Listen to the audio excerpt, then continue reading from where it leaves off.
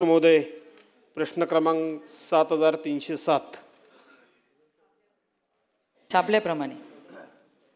अध्यक्ष महोदय, सन्माननीय मंत्री महोदयांनी या ठिकाणी जवळजवळ 4 कोटी रुपयाचं सरकारचं नुकसान, पर्यायानं 4 कोटी रुपयाचा भ्रष्टाचार झाल्याचा आरोप नाकारलेला आहे.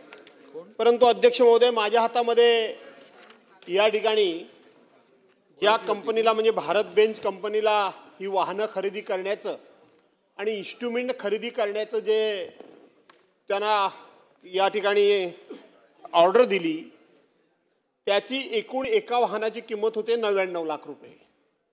आणि जर आपण स्पर्धात्मक निविदा मागितल्या तर स्पर्धात्मक निविदेमध्ये टाटा कंपनीसारखी अत्यंत रेप्युटेड कंपनी जी आहे आणि विशेष करून या वाहनामध्ये नावाजलेली कंपनी आहे, त्या कंपनीचा सगळा इन्स्ट्रुमेंटसह वाहनासह 45 लाख रुपये खर्च येतो. आणि या कंपनीची वाहनं घेतली त्यांचा 99 लाख रुपये पर वाहनाच्या मागे खर्च येतो. आणि म्हणून सरळ 50% याच्यामध्ये फरक आहे मंत्री महोदय. आणि हे सगळं लिखित स्वरूपामध्ये माझ्या हातामध्ये आहे. तरी देखील आपण पूर्णपणे हा सगळा व्यवहार पारदर्शक झालेला आहे, नियमानुसार झालेला आहे, स्पर्धात्मक झालेला असं आपण लेखी उत्तर दिलेलं आहे.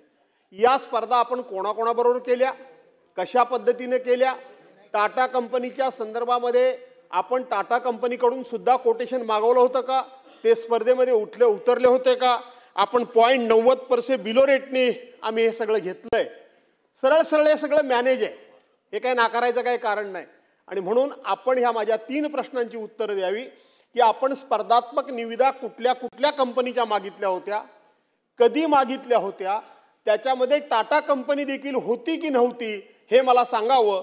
आणि जर त्यातून माझं समाधान झालं तर अध्यक्ष महोदय मी पुढचा प्रश्न विचारणार, त्यापेक्षा एखादा प्रश्न विचारला संधी द्यावी अशी माझी विनंती आहे. अध्यक्ष महोदय, सन्माननीय सदस्यांनी जो प्रश्न मांडलेला आहे त्यामध्ये आपण केंद्र शासनाच्या government E market place GM पोर्टलद्वारे ह्या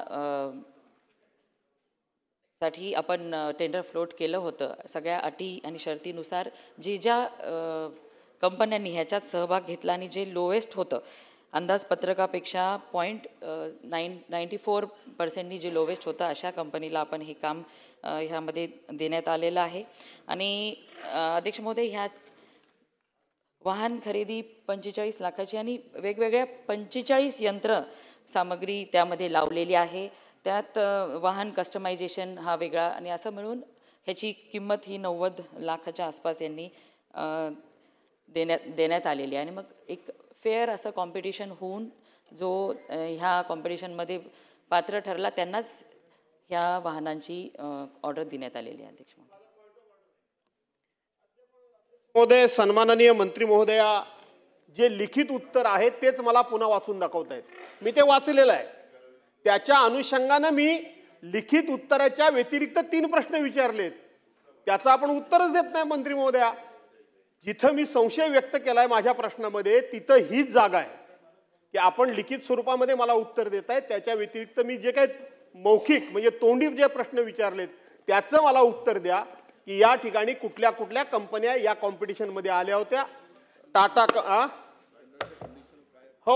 टाटा कंपनी सुद्धा त्या या सगळ्या कॉम्पिटिशनमध्ये उतरली होती का, ह्या सगळ्या गोष्टी जे 3 प्रश्न माझे आहेत त्या प्रश्नाची उत्तर द्या. लिखित स्वरूपामध्ये आपण दिलेलं उत्तर माझ्या हातामध्ये आहे, ते वाचल्यानंतर त्याच्या व्यतिरिक्तच मी प्रश्न विचारलेले आहेत.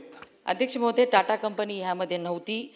Medium health care company L1 होती, त्यानंतर एक MLS हेल्थ केअर होती आणि मेडिऑन हेल्थ केअर, अशा 3 कंपन्या ह्यामध्ये सहभागी झाल्या होत्या.